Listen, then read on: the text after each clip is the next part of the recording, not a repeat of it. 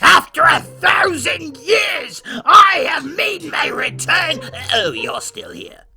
Oh, hey, Skullbuster, it's been a while. Which is exactly why I'm here. I'm looking at all these goods that you have around in terms of merchandise and trading figures and action figures, and you haven't done a recent episode of the Unboxening in quite some time. This wouldn't have anything to do with the cancellation of Power Players Wave 2 action figures from Playmates. I knew you were looking forward to those. I know, amongst other things, it took a lot of wind out of my sails creatively. So get off your lazy duff and review the Street Fighter 6 Pop-Up Parade figures, you emaciated lump. Oh no, the last time I tried reviewing something Street Fighter related, it didn't really go too well. On the Unboxening, anyway. And that is exactly why I've got your back on this one.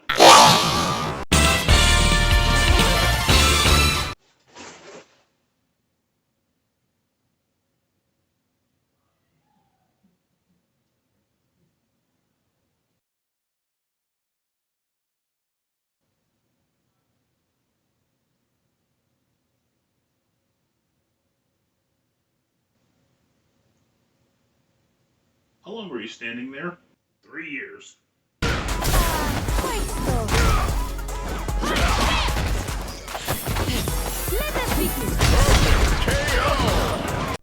Unless it's a gift for the wifey, I found myself buying significantly less collector's editions for video games in recent years.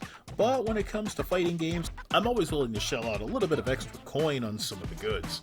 For that matter, while this has been a long time in the making, it's a little bit poetic and a touch ironic that I returned to the Unboxening with Street Fighter 6's Mad Gearbox. Back when I was first getting started, the Unboxening was, well, just that. It was unboxing vids. The Street Fighter V Collector's Edition ended up being my second episode, but I hated it so much I deleted it altogether. Downloadable soundtracks, Alright, downloadable soundtrack. Thankfully, nobody stuck around and watched that, so scrubbing its existence from the internet was pretty easy. So, yeah, I'm quite a good month late with this review, but hey, it's gonna get done anyway. The Street Fighter 6 Mad Gearbox Collector's Edition comes with a basic plethora of goods, and a music sticker set full of references and locations throughout the World Tour mode. They're neat if you have a surface that you wish to cover them with. As far as the art book goes, it's got some quality images, but most are promotional pieces of the base roster that's been seen and leaked throughout the couple of months leading up to the release of the game. I was more interested in the buckler's security pages in the back. Felt like flipping through a classic video game magazine or one of those old strategy guides. So, just wanted to get those extras out first. It's overall light, but considering the box comes with 2 full-size figures, along with a $60 game and a Season 1 pass, it could be worse. On to the figures. I finally get a chance to talk about pop-up parades. Similar to trading figures, but a little bit smaller, this line is a great and affordable gateway for beginning hobbyists and collectors. It's something that you won't end up having to break the bank on. The detail can vary, and this probably won't be the only time that I'll say this throughout the course of this review. I consider these a you get what you pay for. Produced by Good Smile Company with cooperation from Max Factory, these pop-ups featuring Luke and new character Kimberly pass the immediate eye test. Even if there isn't a ton to peel back and observe, the figures are based on the images from Konami Fujioka. Beginning with Capcom's initially much maligned, but now much more forgiving protagonist Luke Sullivan, he sports a cleaner look compared to his debut last game with his stringy spaghetti hair, and Kimberly also has a lot going on visually.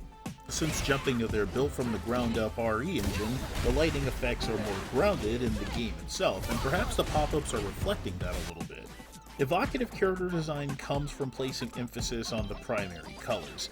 Luke has quite the tan, which mildly mutes the orange atop the white compression shirt. His blue sleeveless zip-up vest hoodie complements the white and orange, and it might be a little hard to tell, but there seems to be a light, faint blue tint onto the white shirt, probably made to kind of nullify a lot of the natural light that would hit it for a cleaner look. With Kimberly, it's very similar. Both wear dark pants, making the primary red and the secondary yellow effectively stand out. The blue is dabbled into her design, just not too much to contrast or to make it distracting.